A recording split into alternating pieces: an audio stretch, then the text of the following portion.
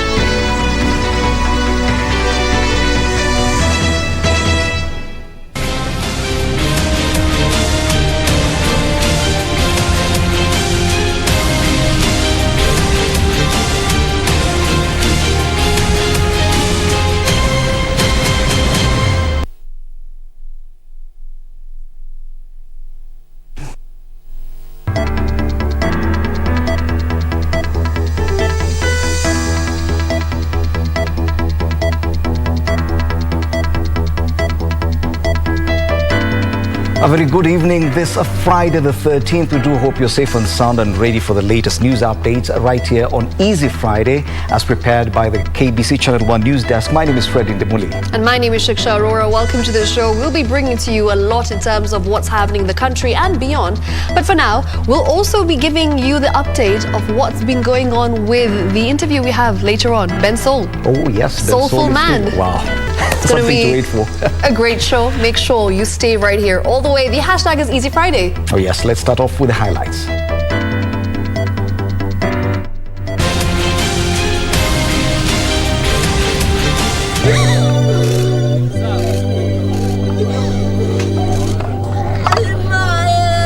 Somber mood in Gulf's Kanjokoma village in Embu as two brothers alleged to have died in police custody are laid to rest. He was keeping the company of people who are involved in money laundering. One of his associates in a neighboring country had actually been arrested in a third country while he was bribing a minister. Interior Ministry insists deported Turkish national Harun Aydin is a money launderer masquerading as an investor. Afadhali kujikinga sababu ujui ya kesho. And fighting COVID en masse, Nairobi Metropolitan Services launches mass vaccination of city residents.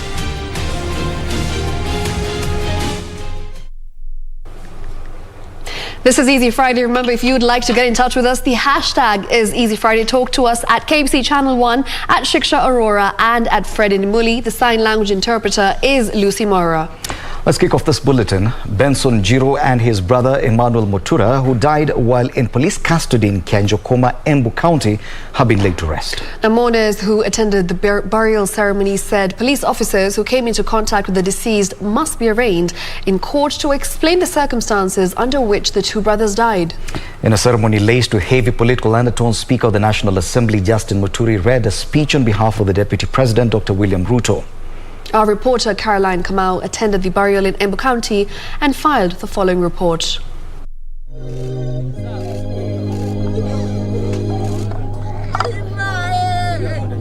Grief, anger and unanswered questions.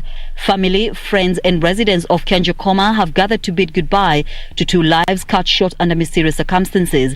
We want justice for these comrades and it will stop with them. You can't kill us in universities and come and kill us at home. Kanjokoma, we want justice. Benson Jiro, 22, and his brother Emmanuel Mutura, 19, died in the hands of police. Sasa tumekaa wiki moja na hatujasikia wale ambao wamekamatwa. Ukiona tumenyamaza hivi usifikirie tumenyamaza, hatujui vile tunafanya. If within the next 5 days hatutakuwa tumepata ripoti, tutarudi hapa. Since their demise, Kenyans and especially residents of Kenjokoma have pressured the police to produce those behind the deaths. We demand justice for Emmanuel. We demand justice for Benson as much as we demand justice for Kimanzi. We need order in this country. We need discipline. It cannot be that the police who are given the responsibility of protecting the people are the one killing the people. And for this particular case, we want the officers in charge of this particular station to be held personally liable. As investigations drag on, some allege that there may be an attempt to cover up the truth. The two brothers were arrested by police on 1st August for allegedly contravening the curfew rules, only for their bodies to be discovered in a mortuary 3 days later. Preliminary findings had alleged that the two died after falling from a speeding police vehicle. An autopsy report, however, indicated that they died due to injuries inflicted on the head and ribs. As the two brothers are laid to rest, residents of Kenjokoma still have many unanswered questions. This 2 weeks after their lives were cruelly cut short. And as their souls rest, residents here say they will settle for nothing less than justice for their fallen sons. Reporting for Easy Friday from Kenjokoma, my name is Caroline Kamau. May their souls rest in eternal peace. Now, moving on, Deputy President William Ruto says he will continue advocating for the rights of ordinary Kenyans. Speaking after meeting youth from Kiambu at his Karen residence, Ruto said it is the millions of Kenyans at the base of the wealth pyramid that drive the country's economy through their small ventures. A day after ODM leader Raila Odinga was in Kiambu County. So we have a bigger agenda than somebody coming up and just telling you, oh, mama mboga, siji, mdogo, ati sasa mkokoteni, siji wilbaro. Hiyo ni takataka. Si ni takataka. Deputy President William Ruto hosted a section of youth from the same region at his current residence. Ruto noted that Kenya's politics was shifting to a new path where the common folk are at the center of national conversation. I want to tell you, Kenya government statistics put the jobless, the mamambogas, the petty traders, the small traders at 15 million. So, if the people you are calling takataka are 15 million, then you have a big problem, my friend. The Deputy President called on politicians to respect ordinary Kenyans irrespective of their financial status. Na ndio tunawaambia safari hii, marafiki zetu, anzeni kuzoea hii mjadala mpya na siasa mpya ambayo ni ya kumuondoa mtu mdogo. Hawa ambao mnawaita takataka tuwainue. Kama ni takataka kwenu, watoke huko kwa watakataka, waanze kuwa sasa wa Kenya. Tumsamehe, sababu kama umezoea mambo ya tibim, tialala, sijui huwezi elewa. Bottom up is not sloganeering, it is an economic model. Ruto said he will continue advocating for the welfare of ordinary Kenyans. Kevin Washira. Staying with politics, Orange Democratic Movement Party leader Raila Odinga says he will campaign on the platform of transforming rural economy in next year's general election. In the clearest indication yet that he will run for president, Raila said he has taken up Deputy President William Ruto's challenge that his competitors declare the manifestos publicly. Raila said value addition of agricultural products will be a key driver for economic empowerment of rural folk.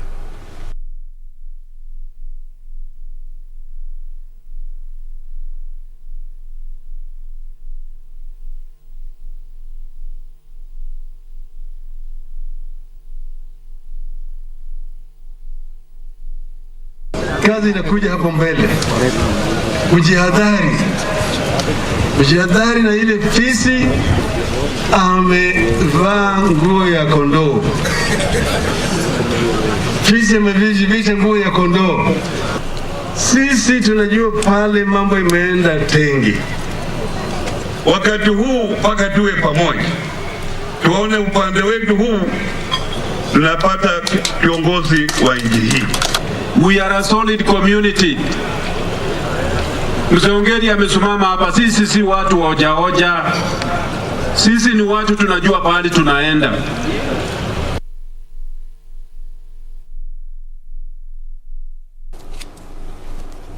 To security matters now, the Ministry of Interior says it has no apologies to make over the deportation of alleged Turkish businessman Harun Aydin 4 days ago. Interior Cabinet Secretary Dr. Fred Matiang'i insists that Harun was an international criminal engaged in money laundering while masquerading as an investor.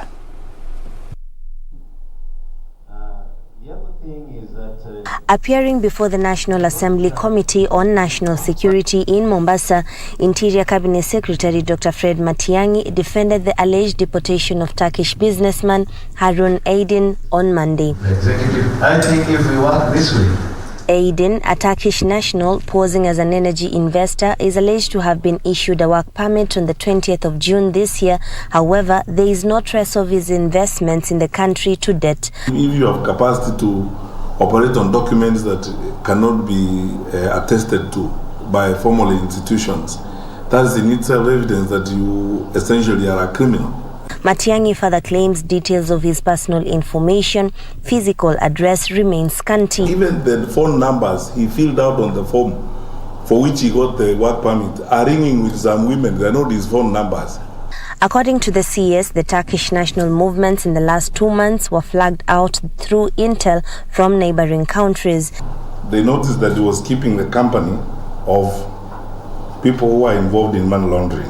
One of his associates in a neighboring country had actually been arrested in a third country while he was bribing a minister. So when this was flagged to us, we of course also got interested in this person.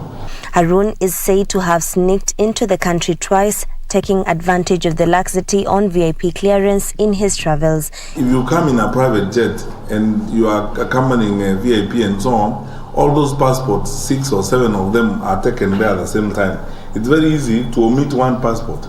The alleged investor, the CS says, could not be arraigned in the country's court following a bilateral agreement with the Turkish government. This is a government that enjoys a solid and respectable relationship with our government.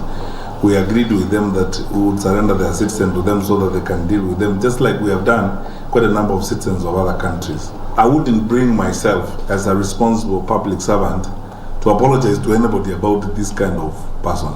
And that is why I said the government of the Republic of Kenya, the decent and honorable government of the Republic of Kenya cannot, would not, and has not apologized because there's nothing wrong we have done on this matter.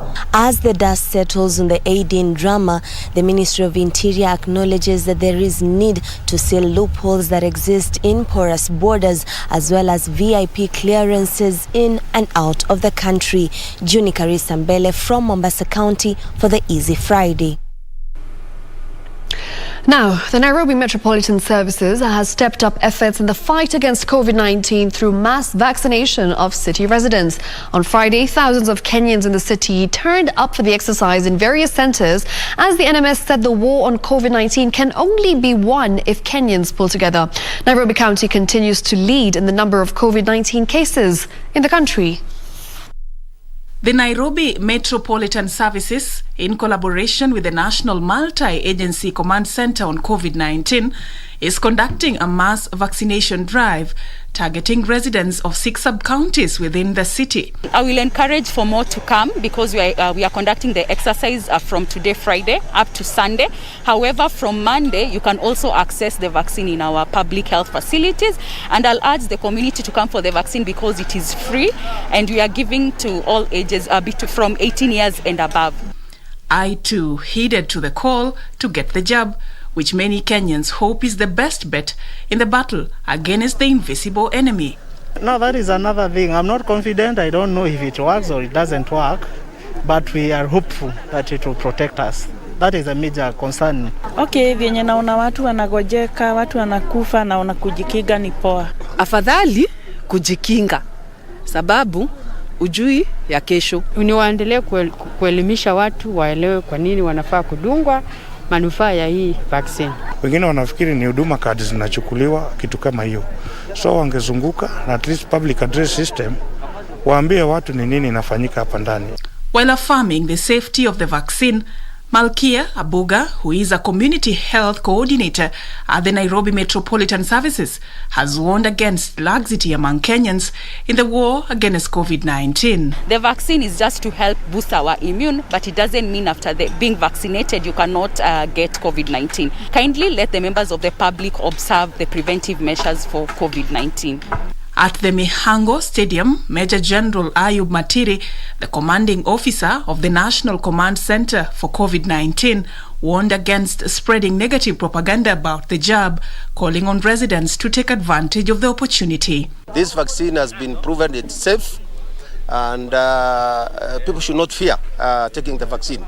This is the last resort, so we need to ensure that all our population is vaccinated. This coming as Baringo County is recording a sharp spike in the COVID now filled beyond capacity. Been given that license to dispose unclaimed bodies from our morgues, to decongest, so that we continue receiving other bodies from upcountry and from our hospitals. We are experiencing the number of cases, infections are rising. The hospitalizations is rising, the deaths are rising. The county has only 8 ICU beds, which are currently fully occupied. For Easy Friday, I'm Safin Aching Oma. And now to the latest COVID-19 daily update. Kenya has recorded close to 1,500 new COVID-19 cases from a sample size of about 11,000 tested in the last 24 hours. Now, the latest figures represent a positivity rate of 13%. 29 new deaths have also been reported, one of them having occurred in the last 24 hours, while the rest are from audits conducted on diverse dates in the months of April, May, June, July and August. 1,000 patients have recovered from the disease, while another 2,000 are still admitted to hospitals. Other patients in hospital, 136 are in the intensive care unit. Globally, over 200 million infections have been reported, with over 4 million deaths.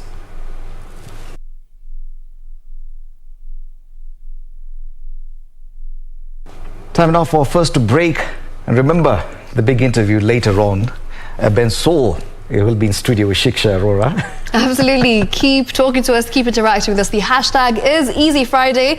Lots of feedback coming in. I've seen a question that you were asking people what is their favorite Ben Sol tune. What's yours? Well, I've seen one here, and someone is saying, and I've had that tune, I can't remember. Nairobi, Lucy, I love you, lakini kama tuko wengi tusilazimishe. I'm impressed. You've impressed me, Indimuli. Oh yeah. Let's take a break.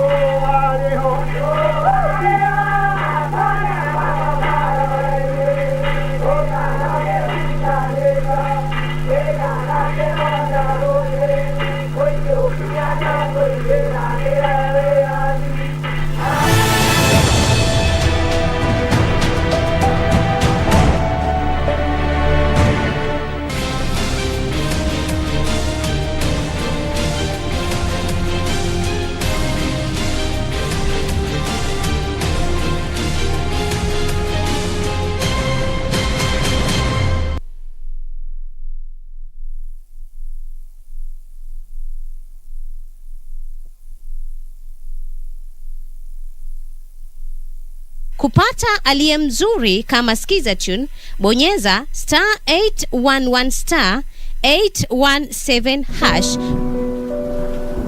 Usiwahi kumwacha mtu mzuri kwa matarajio ya kumpata mzuri zaidi, kwani unaporejea kumtafuta aliye mzuri, utampata alishaponyoka na kumpata anayemdhamini. Kupata aliye mzuri kama Skiza Tune, bonyeza *811 *817 hash. *811 *817 hash.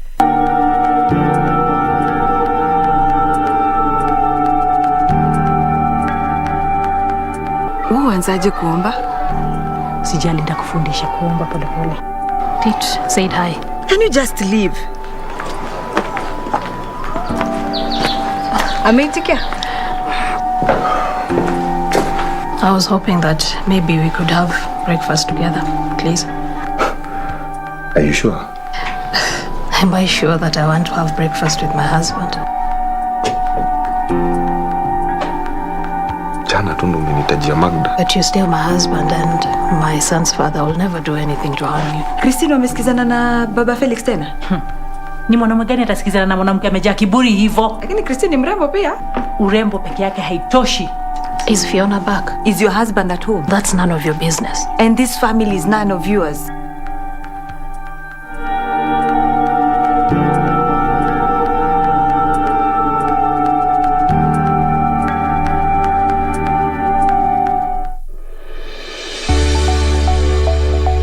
University of Eastern Africa Baraton will be holding its 39th graduation ceremony virtually, commencing on Thursday 12th to the D-Day on Sunday 15th of August 2021 from 9 a.m.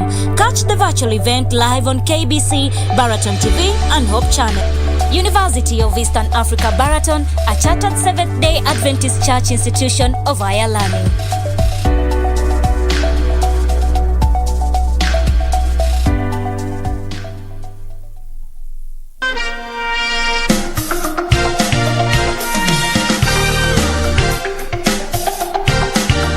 Proving that to be a leader, you do not need a title or a position. All you need is to influence and have an impact on people. It's like every stage that I've been in life, I always feel like there's a better tomorrow. And do you think it's possible to be in politics and have integrity or even be born again? Is it possible?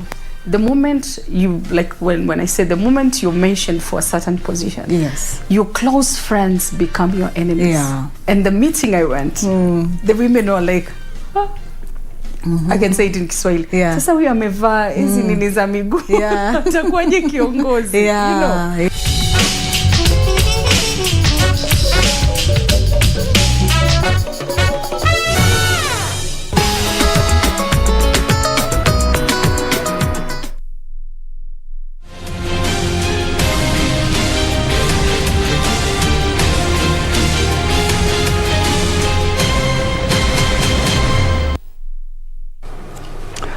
Welcome back. You're watching Easy Friday right here on KBC Channel 1.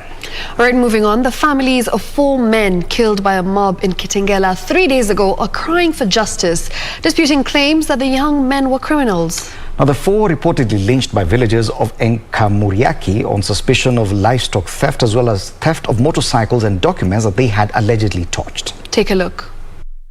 At this home in Syokimau, burial preparations for 2 brothers, 30-year-old Frederick Mureithi and 25-year-old Victor Mwangi, are underway.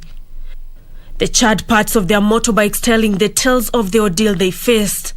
The 2 brothers were lynched on the 8th of August alongside their 2 friends, Mike Onduso, aged 29 years, and Nicholas Chengo, aged 28 years, on suspicion of livestock theft. Their families are now calling for justice, claiming their kin had no criminal records. Tunajua sio wezi. Hii kipikipi ambayo walikuwa wanaendesha wakiwa watu wanne na wako na kipikipi 3 na wanasema wanahutumiwa ati ni wezi wa mifugo. Unashangaa watu wezi wa mifugo wanaweza kusafirisha mifugo namna gani na kipikipi ambaye haina carrier. Huyo kijana mdogo, because yeye ni sound engineer na hakuagi kwa job throughout, yeye ndio ako responsible ya construction ya mama yake. They want concerned security agencies to hasten investigations and unravel the motive behind the killing. Nige hope ama matarajio yangu ni justice ipatikane, kwa sababu vile tuliona na vile tunajua hii watoto ile allegation ilikuwa imetokea mbele ati ni wanaweza kuwa ni wahalifu, si wahalifu. Hata polisi wenyewe walisema hao vijana vile walienda na wakaobserve the location of scene, walikuta ati hakuna any evidence ambayo inaonyesha hao watu walikuwa wahalifu. A senior sub-county police commander Charles Chepkonga says investigations are underway, but so far no arrests have been made. Natumai haki itapatikana. Hatuwezi sema ya kwamba hawa hata kama walikuwa wezi wako na haki ya wangetakana wapelekwe kotini kama walikuwa ni wezi, lakini kwa sababu waliwawa kwa njia ambayo inatatanisha, so tunaendelea kuchunguza. Meanwhile, police officers from Kikuyu have arrested a middle-aged woman who is the prime suspect in the killing of a Form 2 student. The two are said to have had an argument over constant power outage before the suspect allegedly stabbed the victim several times, killing him on the spot. Sasa kijana akatoka kuangalia socket breaker ni nini baya mambo na stima. Sasa huyo mwanamke akadhani ni huyo kijana alikuwa anapika na stima na hita. Sasa huyo mwanamke akaambia kijana asimzuie kupika, akamduga visu 3, kijana akafariki hapo hapo. Kikuyu Sub-County Police Commander said that investigations into the killing have commenced. Nancy Okware, Easy Friday. Time now for another breaker, but before that, let's sample some of your feedback. I can see Maurice Eustace says KBC Channel 1 more independent than other mainstream media houses, minimal fake news and biases. Thank you so much, Maurice Eustace. Keep watching Easy Friday, and this is KBC. Another one here from Eugene who says, this cold in Thika, man. I agree, the cold, not just in Thika, but everywhere. We've also got one from Indimuli's place, which last time he corrected me. Let me try and get it right, okay? This is from Beltisa_1, and she says, he says, watching from Huisero. Yes. Good. Did I get it right? My dad was happy, actually. Will he with be your proud of me? Very proud. Right. Let's take a short break. We'll be right back with business news.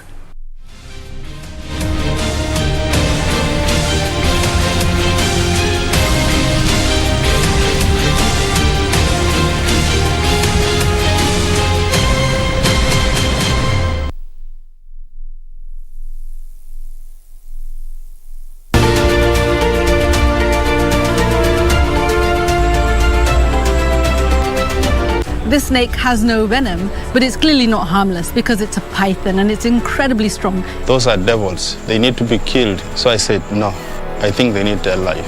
They go to the local mgangas, they die. The amount of venom that came out of it, minute. This is enough to kill an elephant. If somebody's afraid of snakes, I am actually the dawa. I know how to get rid of those fear. My name is Boniface Momanyi, and I am a wildlife warrior.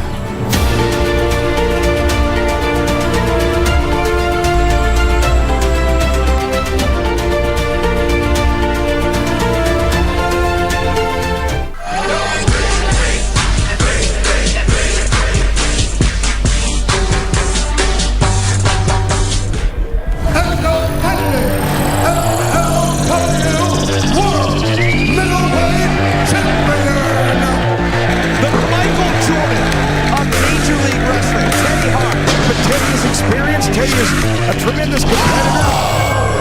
He's covered with scars. He's been in these wars and wild, no-holds-barred fights. This is about real wrestling, guys. Training in the dungeon, sacrificing your life. 24 years of wrestling, and that's, guys, something that nobody in the world understands. The pressure either makes you or breaks you.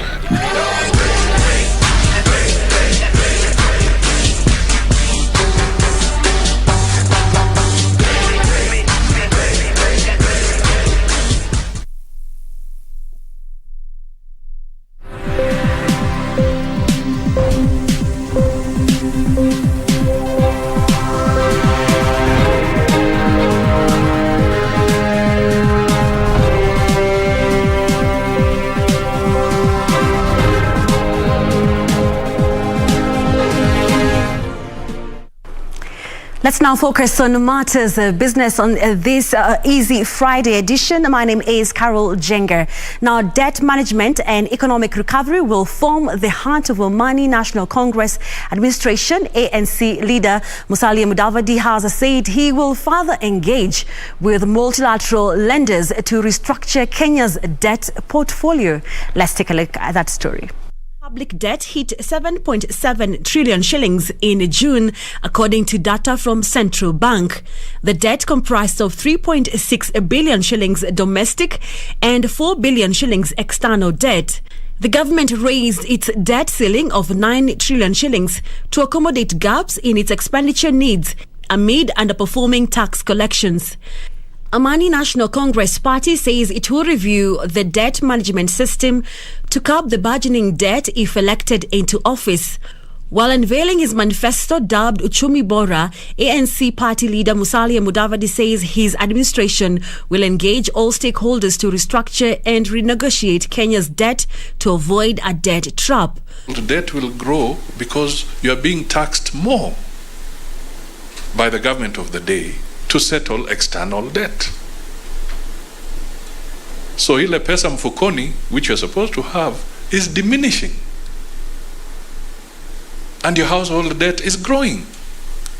Your poverty levels are growing. So these are the issues that we need to arrest. Musalia has also criticized the current tax regime, saying it's punitive and curtailing the growth of small businesses. It is not about additional tax. Can we bring into the fold new taxpayers?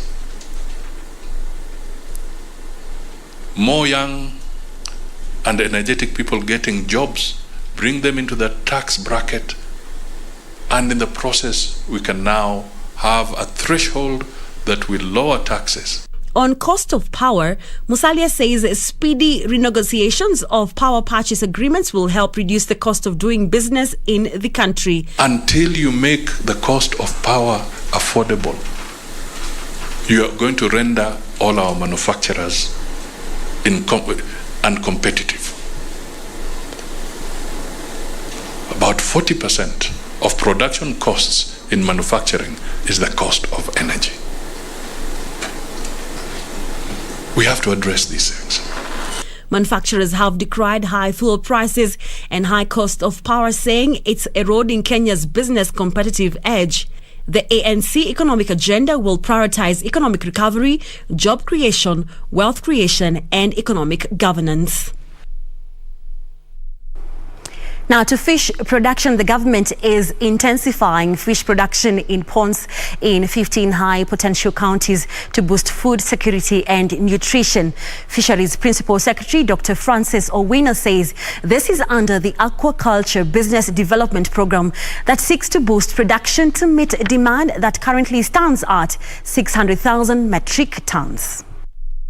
Kenya mainly relies on rivers, lakes and the Indian Ocean for fish production that currently stands at 150,000 metric tons against demand that is 4 times higher. To address the supply gap, the government is encouraging residents in 15 high potential counties to embrace fish farming through fish ponds. Under the Aquaculture Business Development Program, 15 billion shillings is being invested in boosting fish production. I've issued 292 pond liners for this county. We have issued 38 predator nets. We have released 5 motorcycles for frontline extension staff to facilitate the linkage between the farmer and the project. Fisheries Principal Secretary Dr. Francis Owino says, unlike other agricultural ventures, fish is not labor intensive and cost output is low. Jinsi ambavyo tutaweza kuzuia samaki kutoka nje ni sisi wenyewe tuanze kukuza samaki ile itatufaa sisi katika needs zetu, kisha tuanze kutoa nje kama export. Under the program, the government targets to double the current per capita fish consumption from the current 4.5 kilos per person annually to over 10 kilos per person by the year 2030. For Easy Friday, I'm Brian Munyuoki. Now, power interruptions in Narok County will soon be a thing of the past once the construction of 132 kilovolts all-carrier Narok transmission power line is completed. Kenya Electricity Transmission Company engineer Nicholas Kandie says the project is 84% complete, with the remaining section to be done by the end of this year. The power line is expected to be completed by November this year, with 54 kilometers of the 68 kilometers power line already completed. All foundations are done. We are remaining with 20 tower erections to be completed.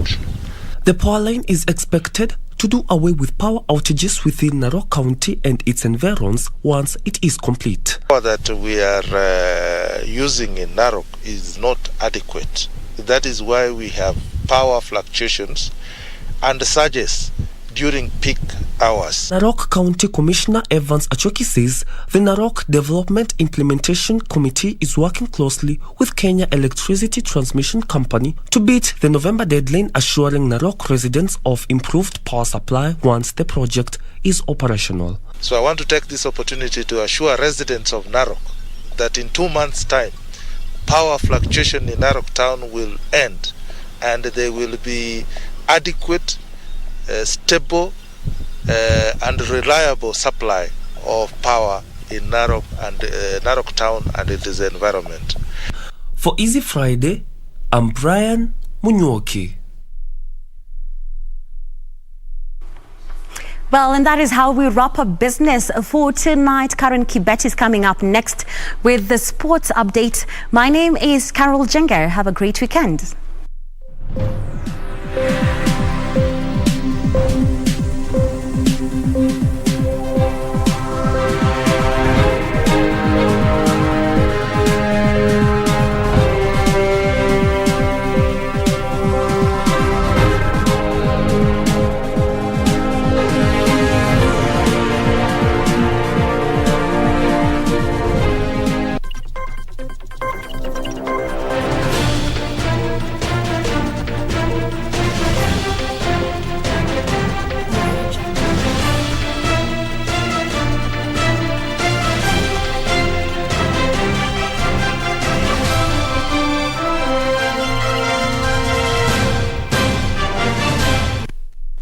Welcome back. I do hope your evening is treating you well. It's now time for us to get a little bit sporty. My name is Karen Kibet. Now, newly crowned Tokyo Olympics women's marathon champion Paris Jepchirchir and Amos Kipruto had a grand reception today at the Eldoret airport after a successful athletics outing in the Tokyo Olympics.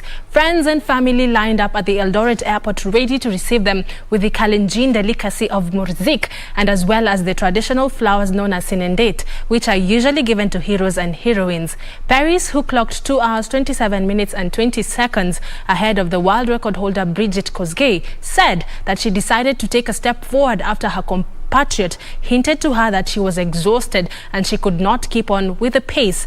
Being the first time in a full marathon, Jepchirchir went ahead and showed her prowess in the marathon, emerging the winner at the long-distance race. The elated Jepchirchir revealed that the Olympics was a big test to her since she was set to run alongside the world's best. I knew that Olympics is not easy. People that we are training, we are going to compete together. They are stronger than me. They are champions. They have run many marathons. Because this is my first time to be in the Olympic, and this is the third marathon for me. Makofi.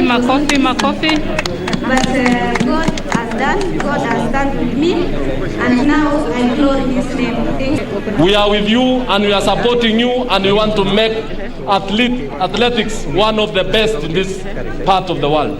You have put Kenya on top of Africa. You have put Kenya among the top countries in the world.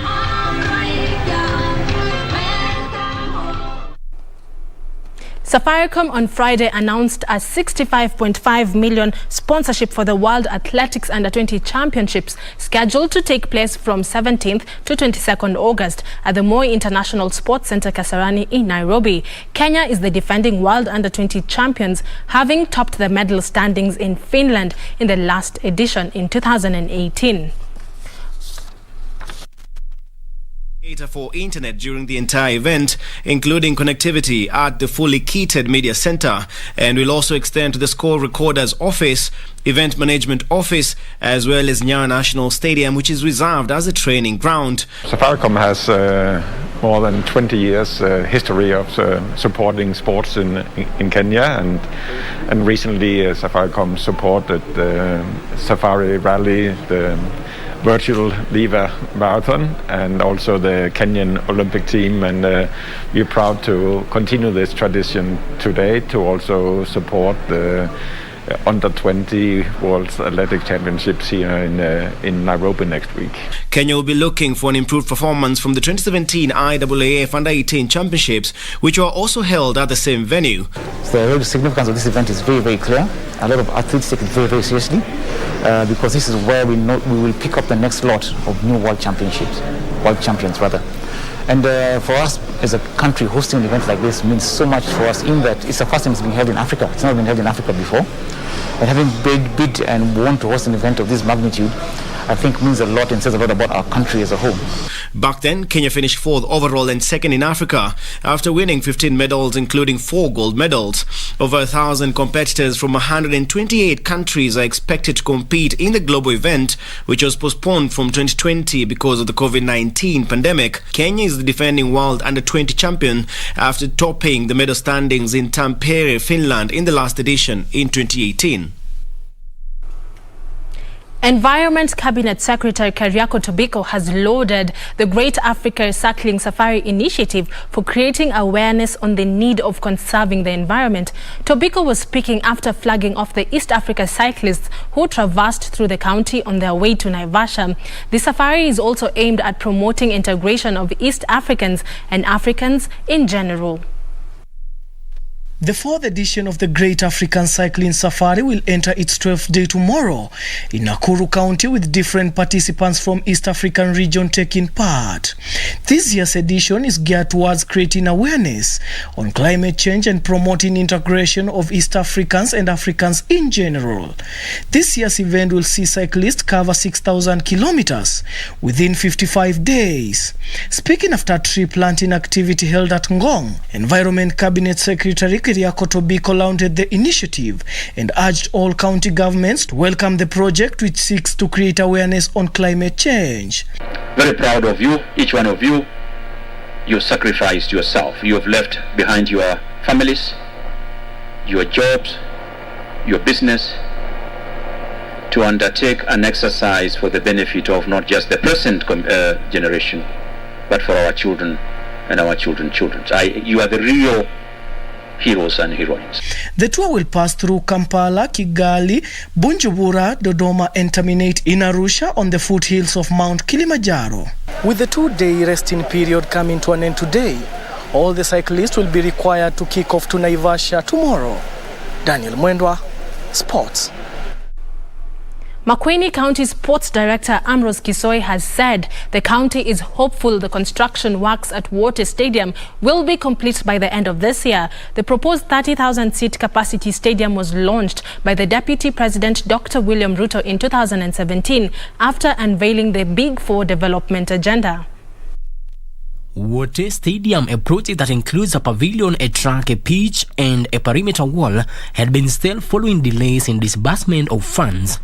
But after the sacking of the contractor, Toughface and Nitram company hired to undertake the construction by Sports Cabinet Secretary earlier this year, works resumed under the supervision of site agent Brian Mooney. Earlier on, we had issues with these delayed payments, but these issues were sorted out. At the moment, we don't have issues with the payments, and we had a very serious letter, a commitment letter, which we did to the client, that we commit ourselves. A perimeter wall has already been put up and the laid groundwork for the pitch. The county is hopeful that the construction will be complete by end of this year. He was preparing to cast the underground tank, and also he was working on some boulders at where we are supposed to have the Western Pavilion. And also we hope that the pace will pick up quite faster than what it is now, so that the stadium can be completed in a short while. Once complete, the stadium will become the first ever modern stadium in the county of Makueni and will help quench thirst of sportsmen and women in the county. Frederick Muki for Prime Edition. And finally, newly promoted Brentford expect to have striker Ivan Toney fit for the English Premier League opener against Arsenal tonight. Meanwhile, European champions Chelsea have re-signed striker Romelu Lukaku for a club record of £97.5 million from Inter Milan. Lukaku, who initially moved from Stamford Bridge as a 17-year-old from Belgian side Anderlecht in 2011, returns to Chelsea on a 5-year deal. After a long wait, the 2020-2021 English Premier League season kicks off tonight with newly promoted side Brentford welcoming Arsenal to West London. Brentford, nicknamed the Bees, expect forward Ivan Toney to be fit for tonight's game after he missed the final pre-season friendly against Valencia as a precaution over a neck problem. Toney was the top scorer in the championship last season with 31 goals. DR Congo forward Johan Wissa could be involved after completing his recent move from French side Lorient, but Denmark midfielder Matthias Jensen and Josh De Silva remain unavailable. Arsenal, on the other hand, could hand a competitive debut to £50 million defender Ben White, while Albert Lokonga and Nuno Tavares may also make their Gunners bows.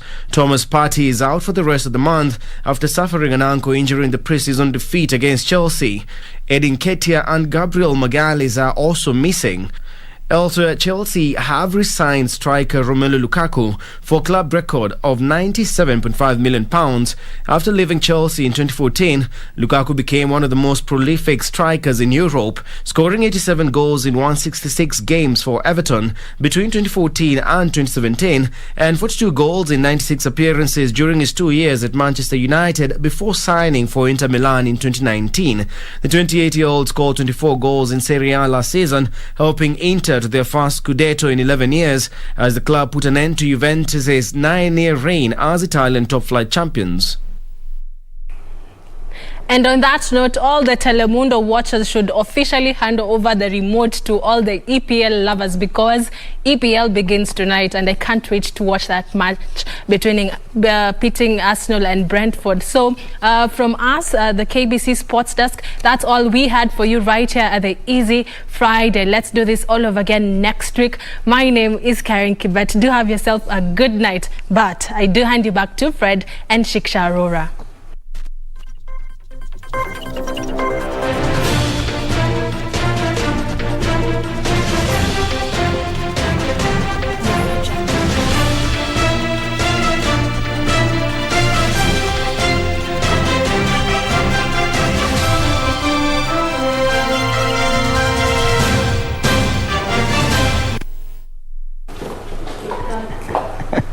Thank you, Karen Kibet, for the sports news this Easy Friday. Got a new player, Romelu. Romelu.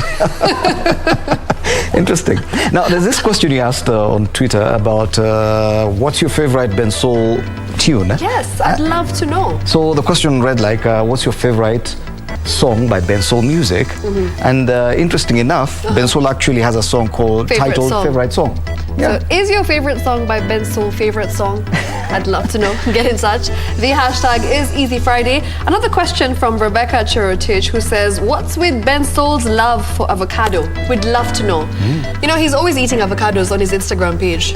I don't eat avocado, by the way. He loves avocados. We'll ask him that. Quick break. We'll be back. Make sure you don't go anywhere. In fact, drop those questions for Bensoul on hashtag Easy Friday. Anything you'd like to know about him, his journey in the music industry, his favorite song, what's coming up next in terms of his career, what do we expect from Bensoul? Drop those questions. I'll definitely be asking them all. And this means I have to exit studio. So on behalf of the team that was in charge of this bulletin, my name is Fred Indimuli, wishing you good night.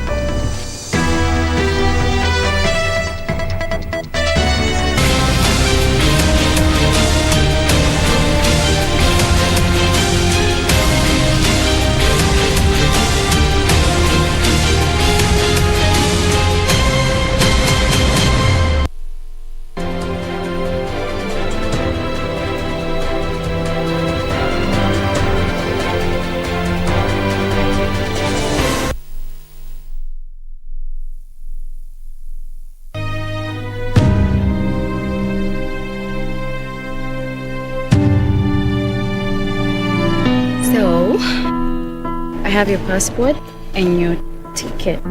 You're leaving tonight. Where are we going? Lavington.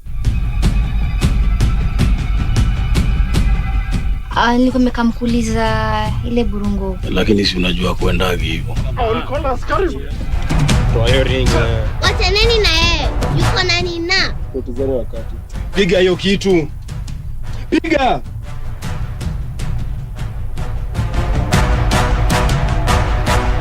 Jichunge sana na huyo boy.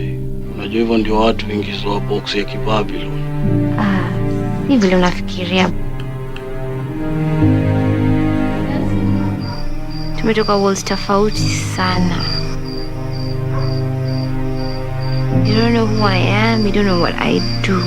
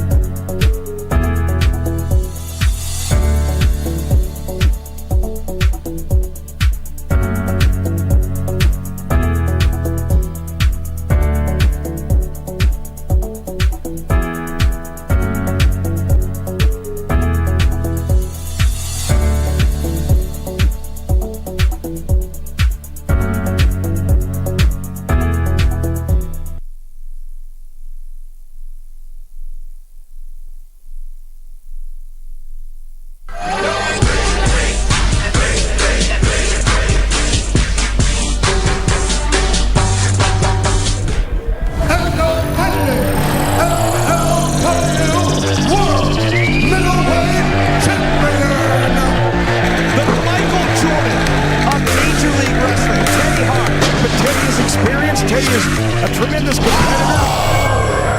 He's covered with scars. He's been in these wars and wild, no-holds-barred fights. This is about real wrestling, guys, training in the dungeon and sacrificing your life. 24 years of wrestling, and that's, guys, something that nobody in the world understands. The pressure either makes you or breaks you.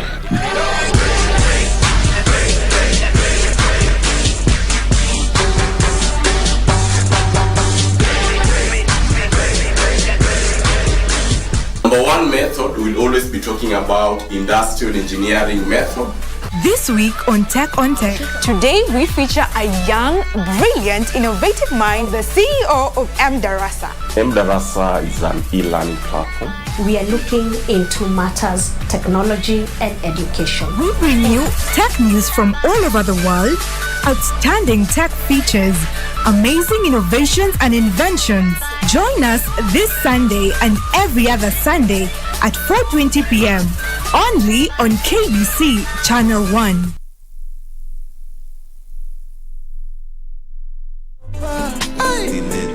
Wameweka mitego kwenye mapa ulo, ila ukinitega sitakata, nitakopa nitalima mama, nitachanga, nitaiba, oh, tupendane mpaka kufa. Muziki ya pesa, muziki bila presha.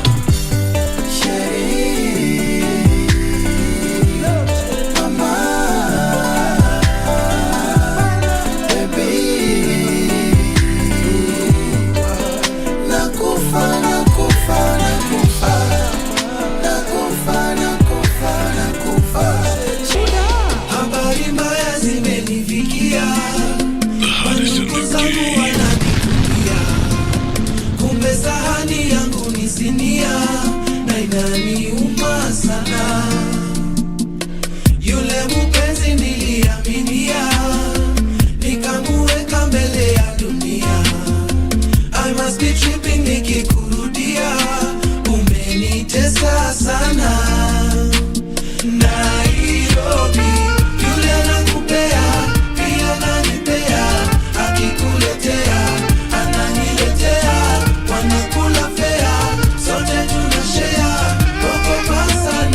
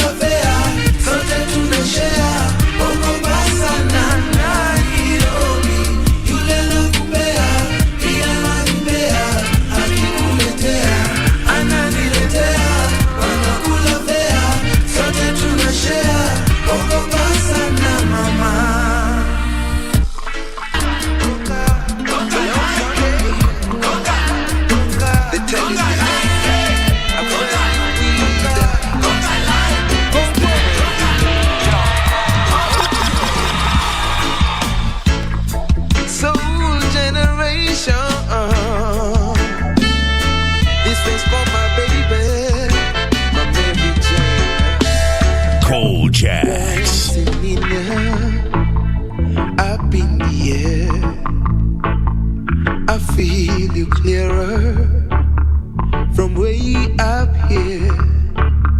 I know you're somewhere. Oh, Mary, come out, 'cause I need some puff bass for me to chill out. Yeah, and when I think about the special place I keep my lighter, I can't wait to get home and light it up. You don't know how, you don't know how, you don't know how good that feels. When I think about the special place I keep my sense, see where's Ngoja to get home and smoke it. You don't know how, you don't know how, you don't know how good that feels. So walk, what should I do? What should I do? What should I do to make you love you, my baby? I wanna love you, my baby. So walk, what should I do? What should I do? What should I do to make you love you, my baby? Sweet Sensimania, you're in my arms. I'm ready for ya. I'm ready for love. Gonna roll you up. I'm gonna smoke you up. And I'm gonna get you all up in my brain. Oh no, no, no, no, no. And when I think about the special place I keep my lighter, I can't wait to get home and light it up. You don't know how, you don't know how, you don't know how good that feels. When I think about the special place I keep my sense, see where's Ngoja to get home and smoke it. You don't know how, you don't know how, you don't know how good that feels. So walk, what should I do? What should I do? What should I do to make you love me, my baby? I wanna love you, yes I wanna love you, yes I wanna love you. Sauti soli na dia cha Ibasala wakwao wakazima mitambo, shabiki wakabaki kwenye denzo. Na iwe funzo kwao, tunaongoza wanafuata nyayo. Sauti soli na dia kumechacha, karibuni kwenye extravaganza, na Kristo alipofika alifunika. Wakaja na umati, wakageuka kuwa wafuasi, wakaja na madini, wakapata tushazama kwa dini. Nyele za kifarasi, lakini si ni moto ya makasi. Risasi mwendo kasi, dandieni msiwachwe na baa. Rumba imetamba, sauti soli na dia kumechacha, karibuni kwenye extravaganza, kaskazini walipofika walifunika. Wakaenda kusini, wakajipata wako kaskazini, wakaja na magigi, lakini si tukaja na mziki, wo, yeah, hata wazime tatu tazidi kupate, wo, yeah, hizi vitu hazitakangi utia. Na wakiapisha, tunapisha, na wakifunika, tunafungua, na wakianika, tunaandua, na wakisafisha, tunashafua. Rumba imetamba, sauti soli na dia kumechacha, karibuni kwenye extravaganza, karibuni kwenye extravaganza. Rumba imetamba, sauti soli na dia kumechacha, karibuni kwenye extravaganza, karibuni kwenye extravaganza. I love you like the sunshine in the morning when I'm yawning, like the scent of love ukipika chai ya majani na mandazi. Such a lovely way to start my day. We getting high as I make you call my name, tukisikiza ngoma za Bob Marley. Napenda vile una smile usisare, nipatie zeze nikuimbie. I wrote a song na nataka usikie. If you let me sing for you, darling, darling, I will sing your favorite song, because I'm feeling lucky to have you dance along.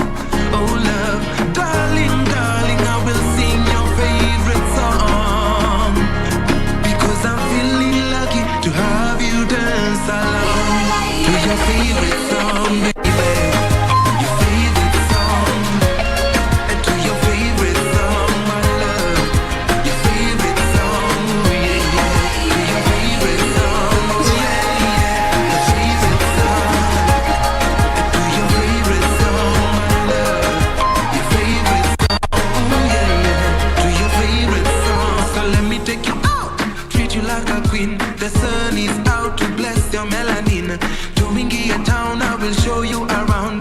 Baby, slow down, let me show you to my world. Such a lovely day with my lady. Oh, many just love is what I'm feeling. I bless the day when you came my way. And I promise kuanita kuenzi. Baby, time imefika for 20. And I can see you back to my senses. So would you let me sing for you? Darling, darling, I will sing your favorite song. Because I'm feeling lucky to have you dance along. Oh love, darling, darling, I will sing your favorite song. Because I'm feeling lucky to have you dance along. To your favorite song, baby. Your favorite song. To your favorite song. Your favorite song, oh yeah, yeah. Your favorite song, oh yeah, yeah. Your favorite song. To your favorite song. Your favorite song, yeah, yeah. To your favorite song. Love, love, love, love, yeah. Nimepatikana na ugonjwa wa mapenzi. Hapo naniona mimi sijiwezi. Na kulishwa ma good times na masensi. Mapenzi siku za wiki. You're rocking with the best in the business. It's DJ Kolchak's. Soul generation. Love, love, love, love, yeah. Nimepatikana na ugonjwa wa mapenzi. Hapo naniona mimi sijiwezi. Na kulishwa ma good times na masensi. Mapenzi siku za wiki sasa zina feel kama ni weekendi. Nikakupewa massage happy ending. But this time around I won't let you go. No, no, no. Cause girl I need your medicine. Nikikuona mama nimepona. Come through we make a scene. Sinema hawajawaiona. I need you 1x3. Dosage ya daily. Girl I need your medicine. Your medicine, your medicine. On love, love. Soul generation. Love, love, love, love. Love, love, love, love. Only love. Only love, only love.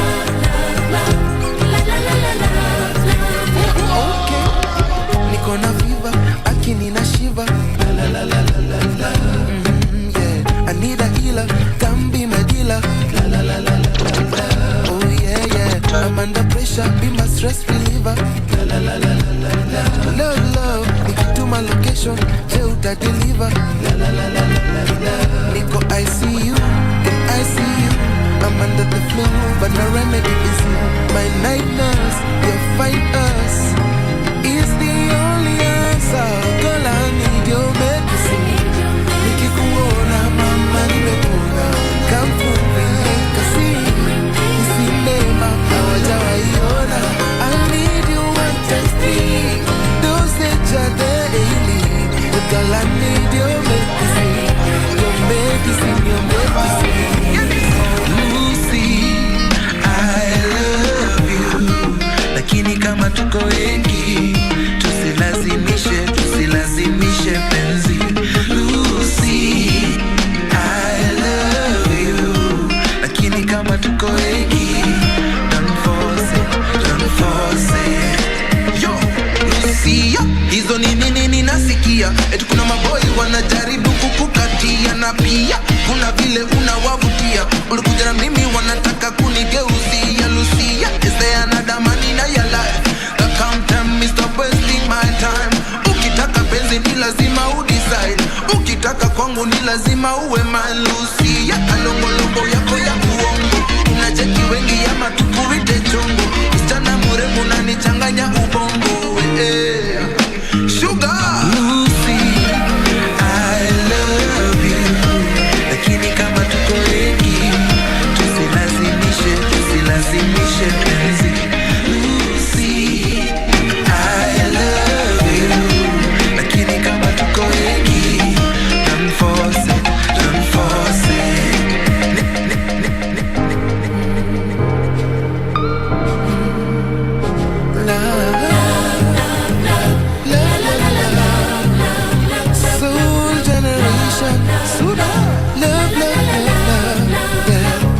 nimepatikana na ugonjwa wa mapenzi.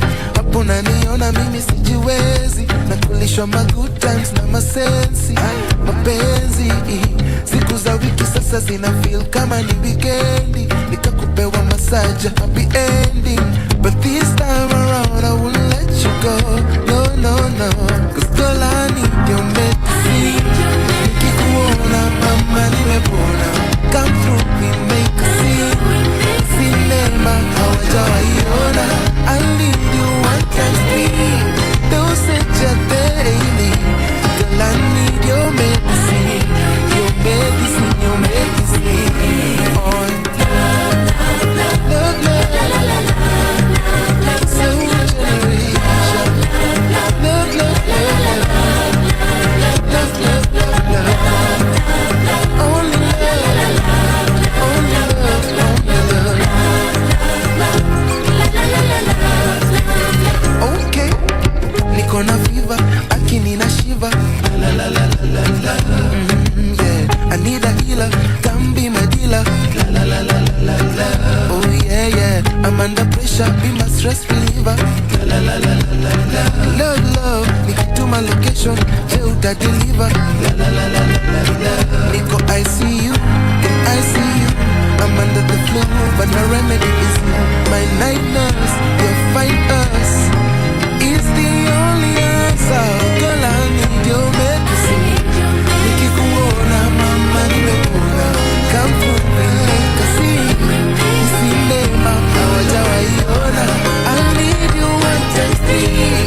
Dosage ya daily, girl I need your medicine, your medicine, your medicine. Oh,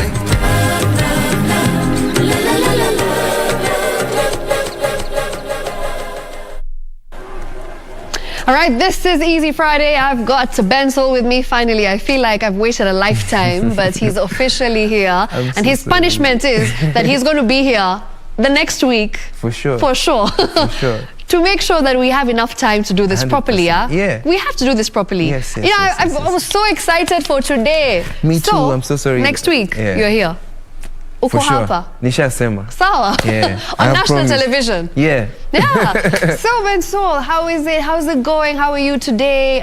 You started off with Medicine. Yeah. I mean, one of my favorite tracks. And your journey has been filled with surprises. But here you are today, a few years later, the face of Soul Generation, the first artist to be signed under Soul Generation. How did it feel when you got that news? Well, it felt amazing, you know. Finally somebody appreciated another upcoming talent, upcoming legend. You know? Yeah. Hey, okay. It's a beautiful thing actually that and they've taught me so much. Yeah. And it's a beautiful journey. Every single day I discovered new things. I learn to become Bensoul even. And a bigger Bensoul and a better Bensoul. In fact, just today you released the video of your new song Nakufa. Yes. You know, it's been perceived so well. Lots of questions about it. Everyone's like, "Hey, look at Bensoul. We've never seen him in this avatar." You know, the husky voice. By the way, I noticed it. The low tones. I actually sing in very low. Like I can go. Gee, that's something we didn't know because usually we're used to hearing you go high. But this particular song, it was different.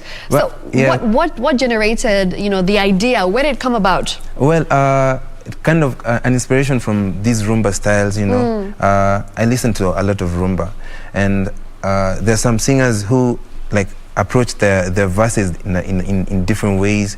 So I just decided to experiment with my voice, and here we are. It worked out so well. Yeah. Usiniache nitakufa. Hey. Kila unaponipigia simu lazima nitakuja. Ukisema nikuje jioni nitanunua chupa. Ai, wacha tu. Like when I first heard it, I actually thought it was Savara. Because I was like, oh, okay. And then I was like, it's Bensoul. Actually, so many guys actually kind of say we kind of have a similar. You and Savara, right? Yeah, but kind of different, you know. Yeah, it is different for sure, but like, you know, when you listen to it, the first thing that comes to your mind, I mean, but that's a beautiful thing, you know. Loved it. Yes. Because Arora is such an amazing he's ninja. a talent. Yeah. You know, it's nice to be compared to him, of course, and 100%. It's nice that any day, you get to be told that you sound like your brothers, because Sauti Sol, let's be honest, legendary. You know? Yeah. Yeah. So okay, so we've talked about when you first got the news that, you know, you are going to be signed under Sauti Sol, and then you released singles. So did you always want to go down that direction where you want to start it off with singles? What was your plan of action? Well, in this music business, you know, sometimes you can decide to go in the single kind of direction. Or sometimes go into the album direction, depending on how you feel like your audience is resonating with you at that moment. And I felt like how we approached it on our end worked, because it had bangers and bangers and bangers and bangers, and then now projects, EPs, and then now collaborations here and there. Yeah, we're just painting the picture every single day. Every single day, you're telling a story. You're telling the story, and it has suspense in it. You know, you don't know what to expect. And you don't know what we are going to offer. I love it. You know, always expect the unexpected when it comes to Soul Generation. Right, so Ben Soul, where did the name, the title Ben Soul come from? I mean, we know that you're a soul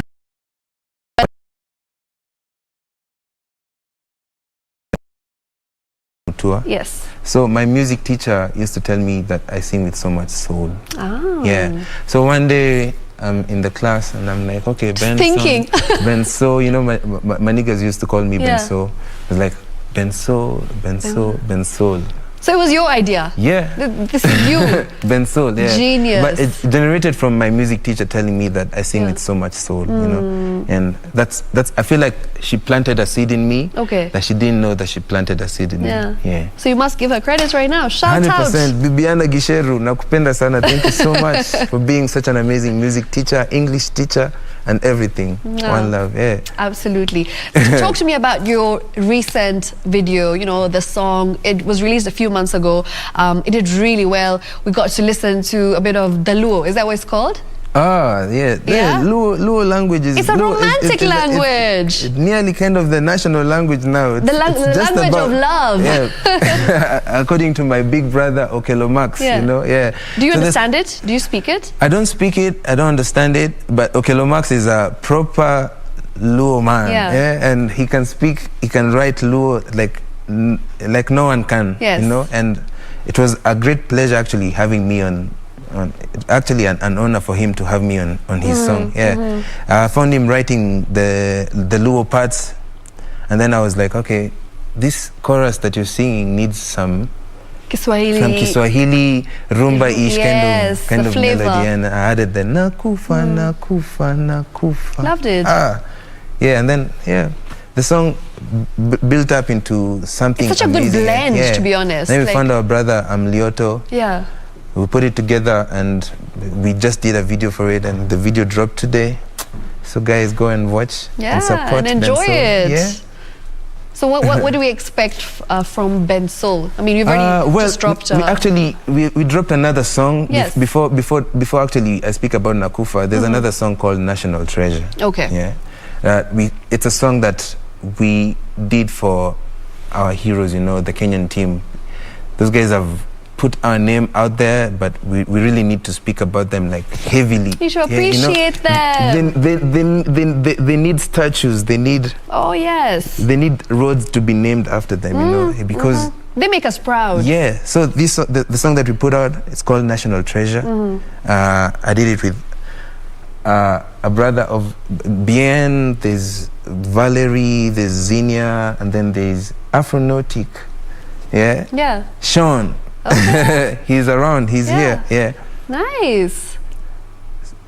And the song is just to celebrate and appreciate our sportsmen and women, and just understand that for you to even put yourself out there and defend your country and work for your country, you're a national treasure. All right. Yeah. I love the idea behind it. Was that your idea? we kind of it was made a team, it together. team idea. It's a teamwork here. You know, you guys We really live work together well as a team. for the country any day, yes. anytime. We actually need such songs. We need more songs of this caliber just to, you know, appreciate the talents that we have in our country, be it sports and business. I mean, there's some pretty talented people here in Kenya, you included. Did you always know you wanted to be a singer? I know, I heard something of you becoming an engineer. Yeah. I don't see you as an engineer, ever. I'm a nerd. Yeah? But okay. I think from way back, my mother used to tell me that I used to sing to her. Like, I used to get like her cooking stick and play like a guitar and sing to her, like everything. I used to even sing like broadcasting adverts and all that. Really? Yeah. Okay. Yeah, and that's where I feel like that's where I practiced, and that's where this musicality came from. Yeah. Wow. So inspired by my mother and my father. Yeah. So like, okay, so let's be honest, you know, sometimes our parents want us to become engineers and doctors and lawyers and, you know, jobs that are guaranteed to pay well according to them. Yeah. So when you broke the news to her that you want to drop out and you're done with engineering, was she shocked or she was like supportive?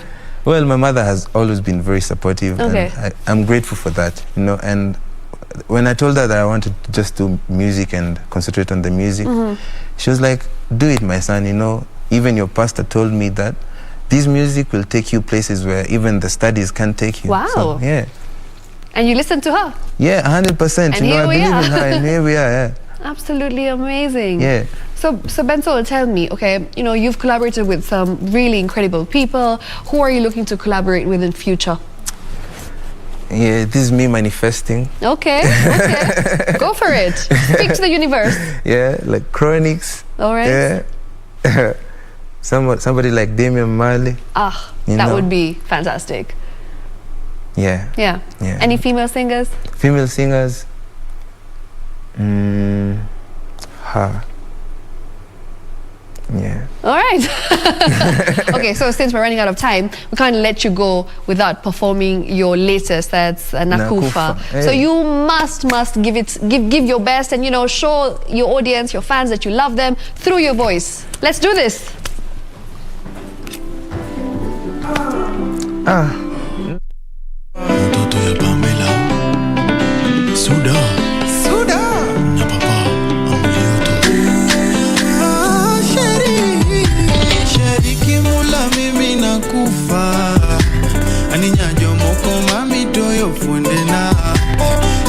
Sana pilirundo gawia nyati jomo kadiri lalonga bacha jotonga dengo tika yudo konyruok na aniwe ya uru monda sunge jabata upong tomola toti unani malisa nihisi na wewe milele mpaka kufa unisalie watoto mama na kuahidi utokosa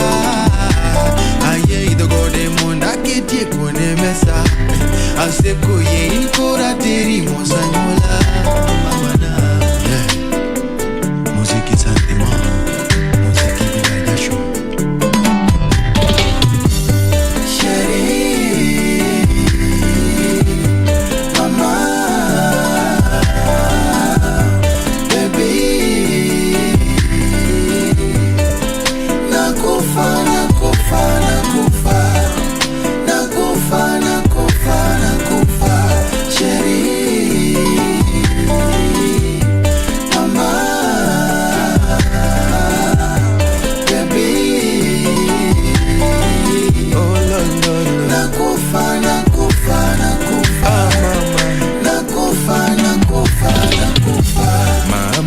Sheri, usiniache nitakufa kilo naponipigia simu lazima nitakuja ukisema nikuje jioni nitanunua chupa mama lolo tupendane mpaka kufa oh Sheri, mapenzi ya leo naogopa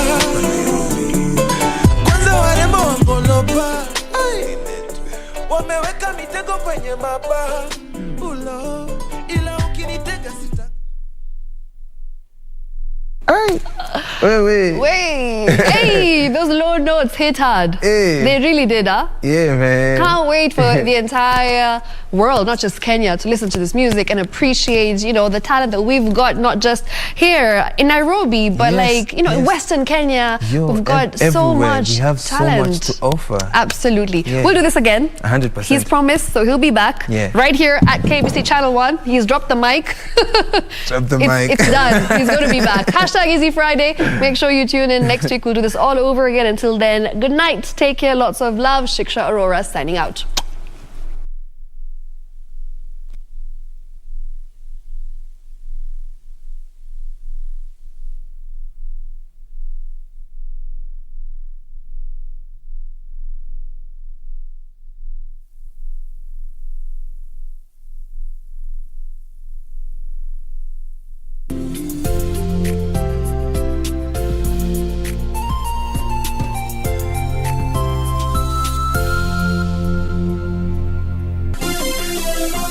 Vera Beauty College.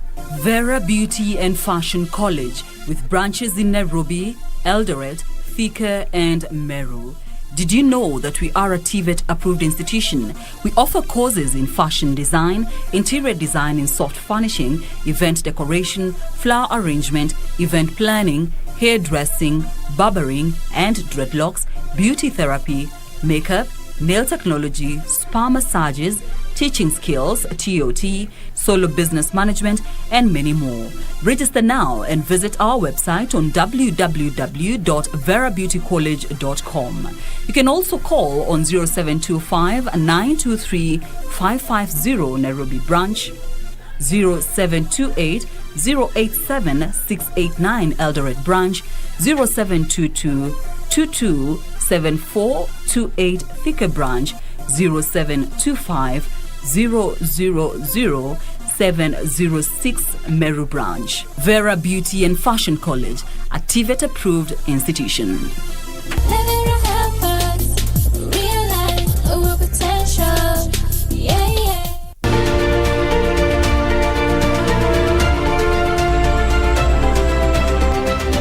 This snake has no venom, but it's clearly not harmless because it's a python and it's incredibly strong. Those are devils. They need to be killed. So I said, no, I think they need their life. They go to the local mgangas, they die. The amount of venom that came out of it, minute. This is enough to kill an elephant. If somebody's afraid of snakes, I am actually the dawa. I know how to get rid of those fear. My name is Boniface Momanyi, and I am a wildlife warrior.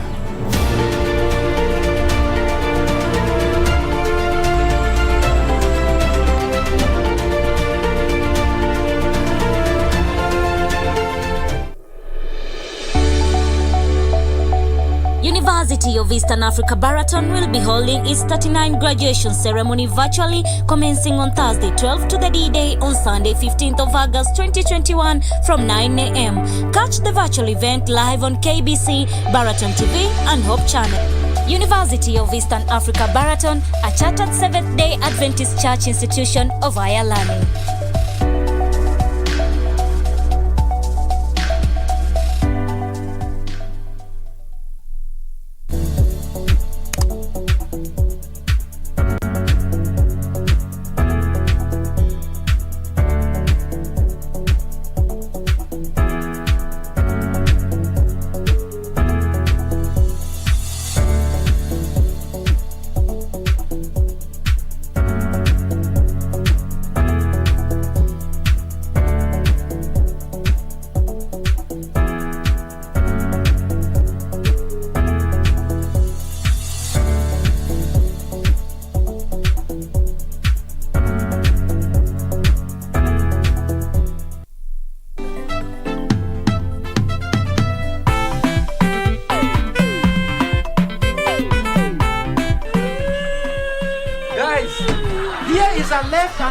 For you. I found her crying by the administration block. Your teacher, why are you calling lost and found? Just leave me alone. Such a big woman crying so much in public. Feel free to keep the handkerchief. Hello. Can I help you? Finally, someone who speaks my language. I was hoping someone would come and ask that. So, can you? Hey, dirty friend. I know too well not to agree to that at all. Nay, I am not prepared for your evil motives today, Vivian. Please, leave. Viv! Is Viv? What's the question, Fifi? Viv! Classmates, every Saturday on KBC.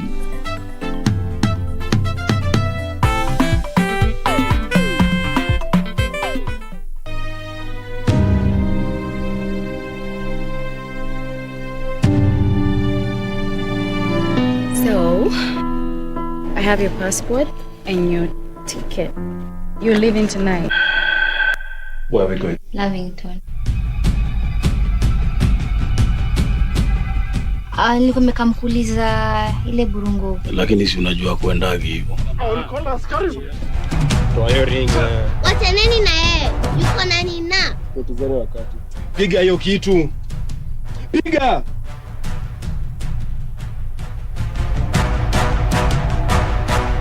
Jichunge sana na huyo boy.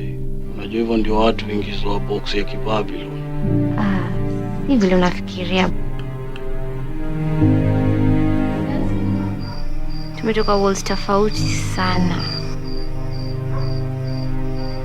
You don't know who I am, you don't know what I do.